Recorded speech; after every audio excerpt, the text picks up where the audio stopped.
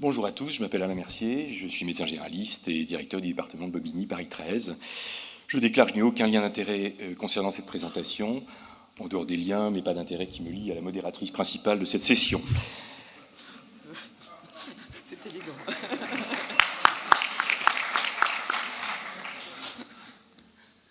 347 millions de diabétiques dans le monde, et ça ne cesse d'augmenter.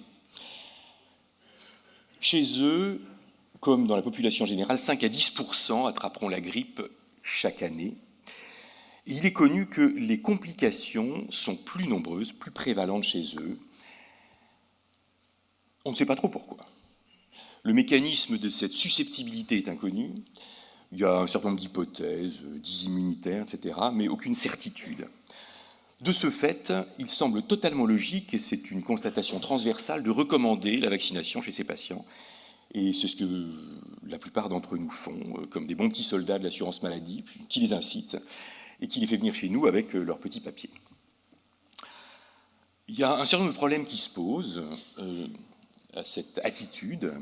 En particulier, il n'y a pas de corrélation entre le taux d'anticorps et la protection, ce qui cause quelques petits problèmes intellectuels. Et puis surtout, il s'agit d'une extrapolation qui est faite à partir des complications plus fréquentes, mais qui ne repose pas sur des critères d'évaluation clinique, ni sur des études fortes. Et les auteurs de cet article se sont donc intéressés, au travers de cette revue de la littérature, sur, finalement, qu'est-ce qui marche, comment est-ce qu'on analyse l'efficacité et l'efficience, et également la sécurité du vaccin antigrippal chez tous les patients diabétiques.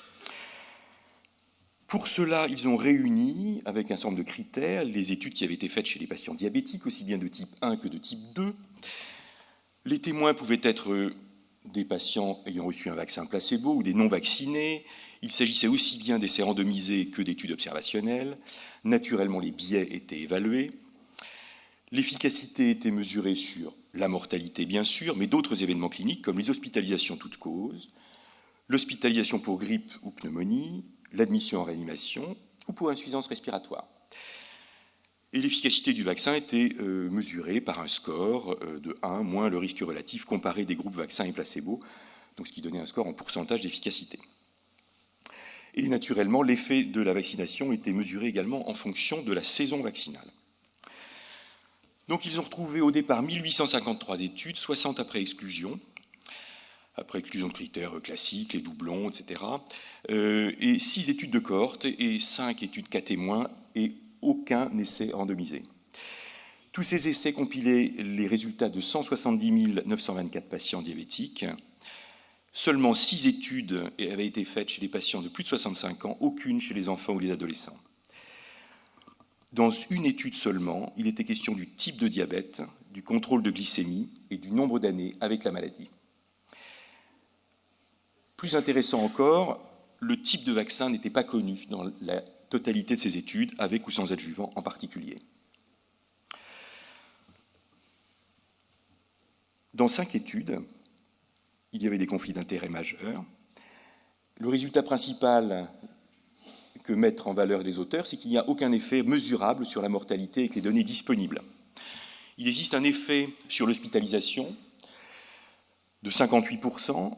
Néanmoins, vous remarquerez l'énorme étendue de l'intervalle de confiance et le nombre peu élevé d'études qui permettent d'aboutir à cette conclusion dans cette méta-analyse qui n'était que de 3.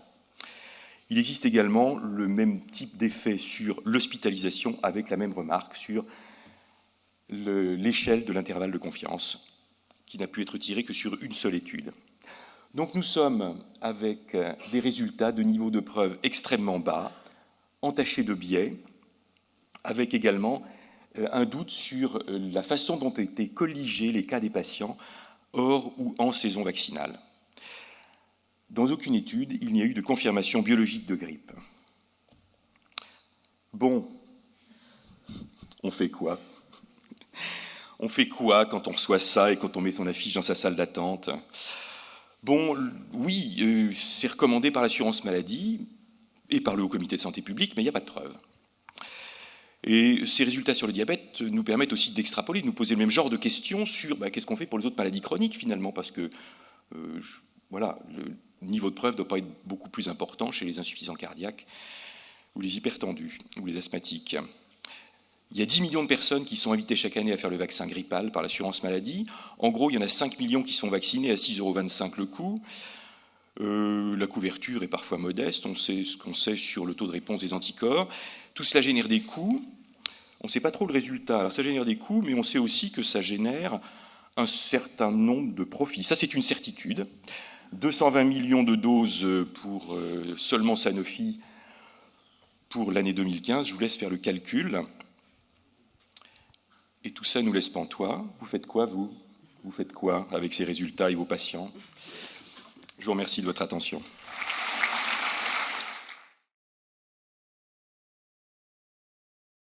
Bonjour à tous, Barbara Trélin de Lille. Du coup, ça laisse songeur. La première réflexion, c'est dans la ROSP. Donc on a un conflit. On est quand même rémunéré sur l'objectif de santé, dont la vaccination fait partie. Deuxièmement, c'est toujours un peu... oui, il n'y a peut-être pas de preuves, je ne sais pas, mais en tout cas, quid des patients qui la demandent, quels sont les effets indésirables?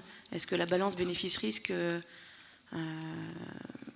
vaut le coup, sachant que c'est toujours aussi des recommandations et que faire? Donc c'est un peu ça mes questions en fait. Oui, merci. Alors, je n'ai pas parlé dans la présentation des effets indésirables. Les auteurs de l'étude, globalement, disent qu'il y en a très peu de rapportés. Et leur conclusion, c'est que finalement, les effets indésirables sont extrêmement modérés et, voilà, globalement, le vaccin est bien toléré. Ce qui fait qu'on peut d'ailleurs se dire, on ne court pas grand risque à le faire, même si l'efficacité est modeste. Hein. C'est une des façons de résoudre le problème. Une autre façon un petit peu plus compliquée est de se situer dans la décision partagée. Néanmoins, vu les conclusions discrètement modestes également de la première présentation de cette session, je ne sais pas si je prendrai beaucoup de temps, vu les multiples objectifs lors d'une consultation d'un patient diabétique, à passer plus de 30 secondes à une décision partagée sur le vaccin grippal avec mon patient diabétique. Oui, Rémi Sanon de Nantes. Donc, en fait, cette étude, finalement, tout simplement confirme ce qu'on savait déjà. C'est-à-dire que, globalement, pour les personnes qui n'avaient pas de risque particulier, si on raisonne en termes de mortalité, on sait qu'on n'a pas véritablement d'intérêt à la vaccination antigrippale, ça c'était démontré. Et on se doutait que pour les personnes dites à risque, l'intérêt n'était pas prouvé non plus, en fait. Bon. Donc on reste avec cette idée-là, et ça confirme ça, et ça confirme surtout les problèmes de lien d'intérêt qu'il y a derrière tout cela. Après, là par contre, je n'ai pas la réponse, et c'est un peu le sens de ma question, c'est qu'au-delà des problématiques de mortalité, on peut se poser la question de l'intérêt économique, c'est-à-dire en réduction des coûts, en arrêt de travail, etc., et de tout compris, c'est-à-dire les gens qui vont prendre une journée d'arrêt de travail pour garder les mômes qui vont avoir la grippe, alors même qu'il n'y a aucune conséquence en termes de complications particulières, donc sur ce que j'appellerais la responsabilité sociale, finalement, quelque part, dans cet esprit-là. Et puis je terminerai pour rebondir ce qui a été dit précédemment, c'est-à-dire que la ROSP, on sait bien que ça n'a rien d'éthique, puisque ça nous oblige à faire des choses pour lesquelles on n'a pas de niveau de preuve d'intérêt. Oui, merci Rémi. On peut parler d'éthique, hein, on peut parler d'éthique. Moi, si on élargit le débat, par exemple, en termes d'utilisation des fonds, de la puissance publique, on peut se demander dans quelle mesure les gens qui utilisent et qui promeuvent des actions coûteuses et sans effet démontré peuvent nous donner des leçons en tant que praticiens sur notre éthique personnelle. Quand on voit la difficulté qu'il y a à mettre en œuvre pour prendre une action dont l'efficacité est connue, comme le dépistage systématique du cancer du col de l'utérus, par exemple, on se demande dans quelle mesure les sous qui sont utilisés là ne pourraient pas être transférés ailleurs, par exemple. Merci. Donc il y a une question, je crois que c'était dans le fond là-bas. Gilles Morel, bonjour Alain. J'ai une question, moi j'ai pas entendu, peut-être j'ai pas bien écouté. C'est une méta-analyse que tu nous présentes et par qui est-elle faite? Oui, c'est une revue de la littérature et une méta-analyse, en fait. Mais toutes les données des études disponibles n'étaient pas utilisables pour faire une méta-analyse. Et par qui est-elle faite? J'ai pas compris, excusez-moi. Par qui est-elle faite? Les auteurs? Non. Le journal, c'était le... Le journal, c'est BMC Médecine. Donc, Baudouin-Marie-France de Moselle. Ma question, c'était l'étude, effectivement, à étudier l'intérêt individuel sur le patient, mais l'intérêt en termes de population, c'est-à-dire le frein aux épidémies. Est-ce que c'est entré en ligne de compte dans cette étude, le fait qu'il y ait moins de cas de grippe? Plus il y a de gens vaccinés, c'est un peu le but de la vaccination, moins il y a de cas de grippe, et le virus passe moins. Est-ce que ça a été étudié? Est-ce que ça a été pris en compte dans cette méta-analyse? C'est une question intéressante, naturellement, et classique en termes d'épidémie, mais non, ça n'a pas été étudié ici. Je vais passer la parole à Ludovic, parce que c'est sa thématique de recherche, il a envie d'intervenir. Alors du coup, effectivement, en fait, Reinschmidt Cornelius, c'est un Allemand, et on s'est fait doubler parce qu'on a fait la même méta-analyse et on l'a publié dans Primary Care Diabetes 2 mois après eux. Et c'est une revue toute pourrie, et eux, ils ont fait ça dans une super bonne revue. Et leur travail est excellent, je ne pense pas qu'ils aient de lien d'intérêt. Reinschmidt Cornelius, il fait un petit peu des méta-analyses sur l'efficacité du vaccin antigrippal dans toutes les maladies chroniques. Et donc, bon, je ne pense pas qu'il y ait de lien d'intérêt, c'est du moins de ce que nous, on a recherché dans cette équipe. La seule chose que je voulais dire, parce que je ne sais pas avec quel sentiment vous allez partir de l'amphi, mais aussi pour vous rassurer, il faut prendre l'historique du vaccin antigrippal, j'en ai pour 1 minute 30. En fait, on a commencé, les premières personnes vaccinées, ça a été le corps expéditionnaire américain en 1945, et depuis, on vaccine les gens, et longtemps après, on s'est posé la question de est-ce que ce vaccin est efficace? Et aujourd'hui, on est dans une impasse, parce qu'il n'y a pas d'essais cliniques randomisés, parce que les comités d'éthique nous les refusent. Et donc aujourd'hui, on vend beaucoup de vaccins, donc les labos n'ont pas envie d'investir et se battre pour faire des essais cliniques randomisés.